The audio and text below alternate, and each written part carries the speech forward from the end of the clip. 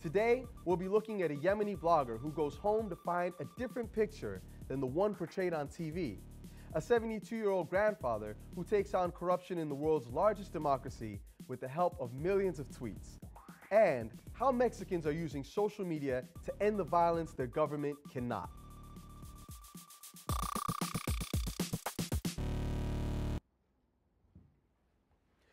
"2011 is already the year social media changed the world. Events in North Africa and the Middle East have shown how individuals are now driving the news. On the stream, we want you to help us find Facebook posts, videos, photos, tweets, stories unique to the places you live and the people you know. Every day, Monday to Thursday, we'll be joined by a guest host, an avid user of social media who's prepared to share their insights and ideas with us and you. Today, Dean Obeidallah joins us in the stream. Welcome, Dean. Thanks for having me here. I'm really excited to be here for the kickoff. It's the kickoff. It's a great time to have you here. It's an absolute pleasure. I also want to introduce my co-host, good friend, our digital producer, Ahmed Shihab El-Din.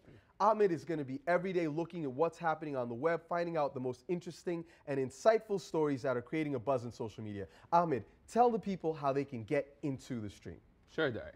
It should come as no surprise to anybody that you can connect with us on Facebook. Just search for AJ Stream.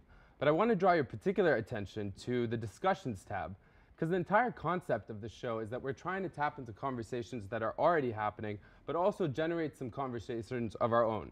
So feel free to start a new topic here on Facebook, or if you prefer Twitter or TweetDeck or Hootsuite, you can always connect with us. Just tweet us at AJ Stream. And last, but certainly not least, is our actual beta testing website right here, where you could be live streaming the show. Directly beneath it, we have our Feed the Stream box, where you can share content via Facebook or Twitter.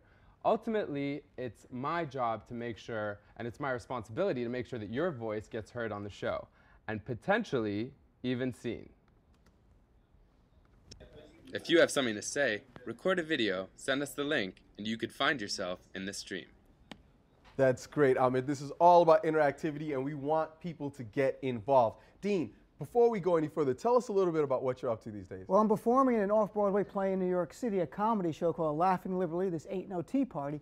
And I was supposed to be in Syria for a big show, but a revolution happened, and as a comic now performs in the Middle East. Revolution and protest are part of the reality we have to deal with. Well, this has got to be a challenge for anybody who's thinking about going to, traveling, doing work in the Middle East right now, because these ideas of revolution are spreading virally, basically. You know, a lot of times students will claim that they forgot their homework, but how about the revolution ate my homework? This is exactly how one Yemeni blogger has described his experience traveling home in the middle of an uprising. Osama Al-Eryani, and you can see a good image of him here on my page, is a young man who's based in New York, went back home to Yemen to talk about what's been happening. He had the perception that the images that were being depicted in the news were not fully reflective of what he thought could be told as far as the story. And we're really, really lucky to have the chance to talk to him. He launched a website called The Revolution Ate My Homework, literally. And we've got Osama Al-Eryani joining us right now live on Skype. So Osama, welcome to the stream. It's such a pleasure to have you. Welcome, thank you. So tell us a little bit about, first of all, how did you feel when you saw what was happening in your homeland? Because you left Yemen a number of years ago, am I right? Yes. I mean, it started in Tunisia and then in Egypt, and it completely occupied my daily life. I would watch Aljazeera day and night.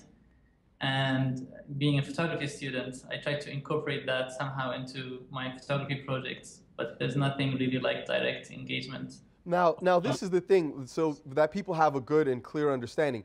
When you say you began to incorporate this into your own work, that means that you actually went home. You left the United States and went to Yemen in order to capture these images. Is that correct?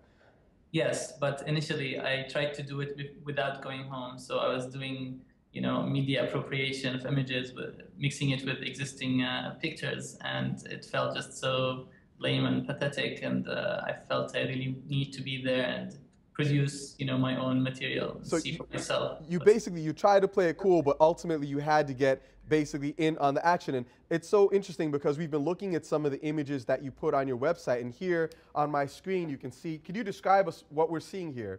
It's a young woman who is in surrounded by a group of young men, and they're speaking. And, you know, this is one of the most interesting issues that's come up in the protests thus far, is the question of if women and men should be participating in protests together. Can you tell us a little bit about what you saw on the ground from a gender perspective? This woman in the picture is Huda Al-Attas, and she's a well-known writer and novelist, and she's involved in the protests. And this tent, actually, this is the entrance of the media tent where all the journalists are. So my idea for the images is not necessarily, newsworthy material, but things that happen on the site that interest me. In terms of men and women, they're both represented there. There's a section for women at the stage in the public square, in Change Square. And a few days ago, there was a massive protest carried on by women. So they're both in it together. Now, Dean, I know that you were also in the Middle East recently. You were doing some shows in, I think, Saudi Arabia and Doha. Were you in Dubai as well? So you were also on the ground. I mean, it seems like there's this massive feeling of change that is sweeping over young people in particular. What did it feel like being there? Well, I was there when the revolution in Egypt was really getting close to its peak. And the young people there, everywhere I went across the region, were very excited about it. And I feel there's some connection. I mean, stand-up comedy is new to the region for the last 3 years. The young people wanted their own voice in their own form of entertainment. I think at the same time they want their own voice in their form of government now. And they're not taking it for granted anymore. They're like, we want to have an impact, we want to change things, and we think we can. You know, this is something that is so cool, how people feel like they personally can make an impact. And Ahmed, I know you've been finding some resources that people have been leveraging in order to get their word out. Yeah, after Egypt happened, after Mubarak was ousted, a lot of my friends and a lot of young Egyptians started to go back to Egypt. And I think it's interesting that, this gentleman went back before the revolution happened, so to speak. I mean, we don't know what's going to happen, but it's worth mentioning there are all these sites like Crowd Voice right here. They have a Yemen section, and essentially it's all based around user-generated content. I don't know if you're familiar with it, Osama, but it's essentially, the Yemen one is very interesting because I found a video which really highlights the role that women are playing. And it's true, women in Yemen particularly, but across the Arab world have been, had a marginal role in society, so to speak, for so long. Before we actually go to that video, because that's a really compelling one that I want to see, yeah. But I wanted to get Osama to give us a little bit more context of what is the feeling like down there? Because in reading your blog, one of the things you talk about is this sense of unity, a sense of people coming together. We know that Yemen is currently the poorest nation in the Arabian Peninsula.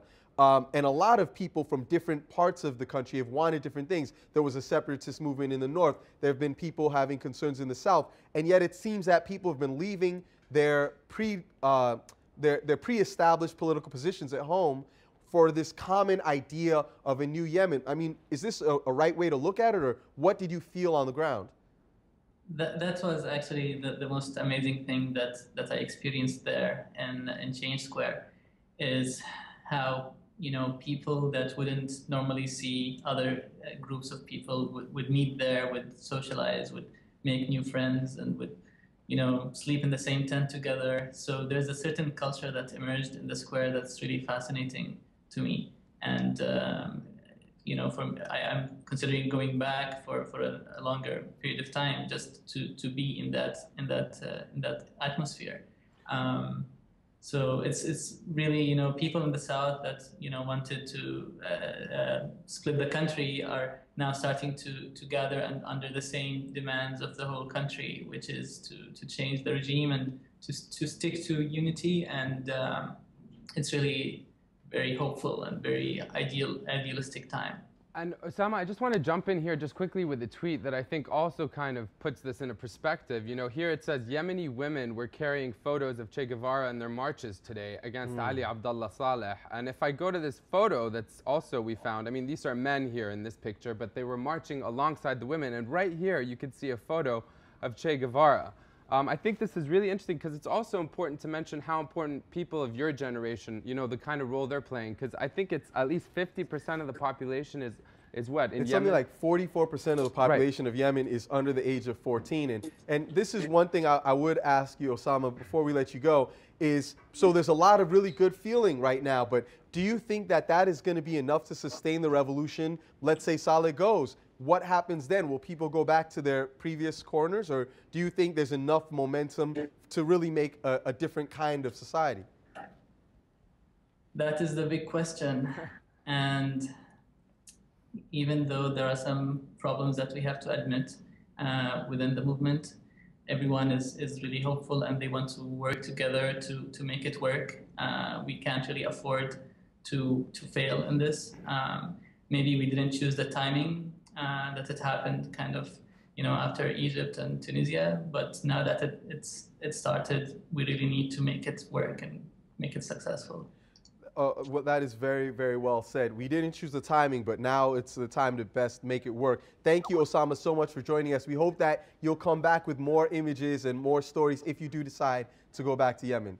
Thank you. Just one note about the Che Guevara picture that you mentioned. Yes. I was just looking in the Boston Big Picture, and they had pictures from Yemen and that particular picture. And then in the comments, people were talking, why is Che Guevara there? And someone says, because he's a symbol of anti-Americanism.